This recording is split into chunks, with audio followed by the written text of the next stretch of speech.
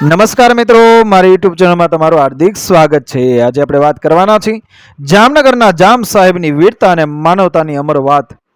જામનગરના જામ સાહેબની વાર્તા એક એવી કથા છે જે વીરતા, વિશ્વાસઘાત, દેવીની કૃપા, આધુનિક વિકાસ અને અપાર માનવતાના રંગોમાં રંગાયેલી છે।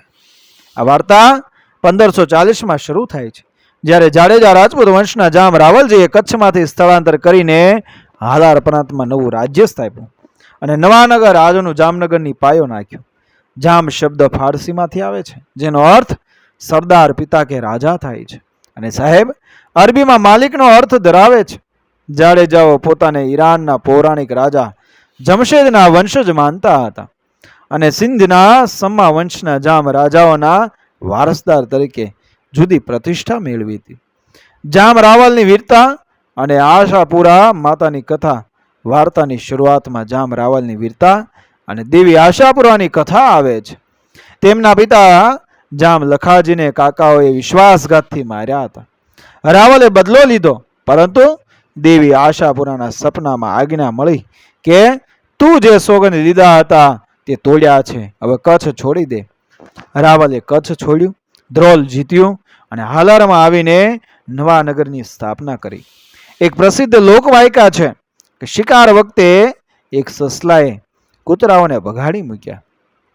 રાવલે કહ્યું, જો આ જમીનમાં સસલા આટલા બહાદુર છે તો માણસો કેટલા વીર હશે। અને આ જ સ્થળે એ રંગમતી નાગમતી નદીઓના કિનારે 1540માં નવાનગરનો પાયો નાખ્યો।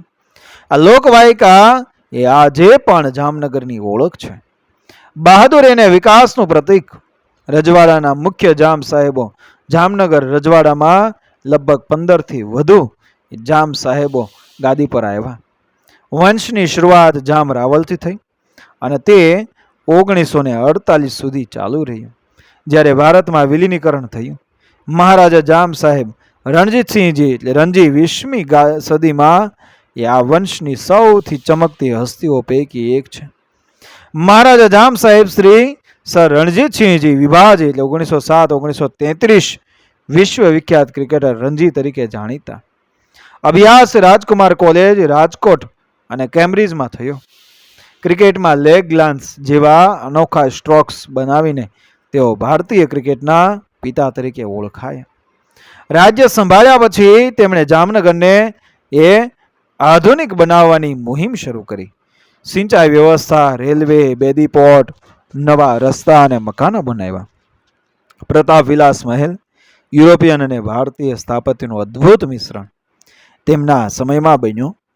તેઓ ક્યારેય એ પરણ્યા નહીં, પરંતુ એ ભત્રીજા દિગ્વિજયસિંહજીને દત્તક લીધા। તેમના શાસનમાં જામનગર આર્થિક રીતે સમૃદ્ધ થયું અને પ્રજામાં તેમની છાપ પ્રગતિશીલ રાજા તરીકે એ જામી। મહારાજા જામ સાહેબ દિગ્વિજયસિંહજી એટલે કે ગુડ મહારાજા તેમના પછી આવે છે। તેમના દત્તક પુત્ર મહારાજા એ જામ સાહેબ દિગ્વિજયસિંહ રણજીતસિંહ 1933-1966 વિશ્વમાં ગુડ મહારાજા તરીકે પ્રસિદ્ધ। અભ્યાસ માલવર્ન કોલેજ અને લંડનમાં થયો। બીજા વિશ્વયુદ્ધ વખતે સોવિયત યુનિયનમાંથી ભાગેલા 740થી વધુ પોલિશ બાળકોને એ યહૂદી બાળકો સહિત જામનગરના બાલાછડીમાં એ આશ્રય આપ્યો।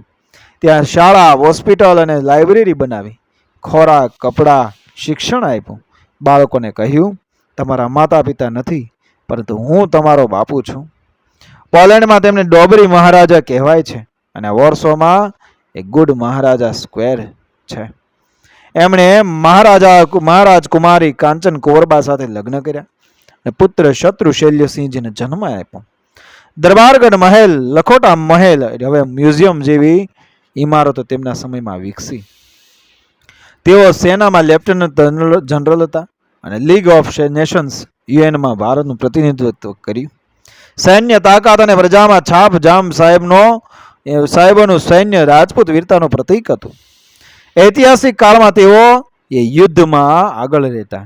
લખોટા મહેલમાં આજે પણ તોપો અને યુદ્ધ સાધનો તેમની એ તાકાતની સાક્ષી છે।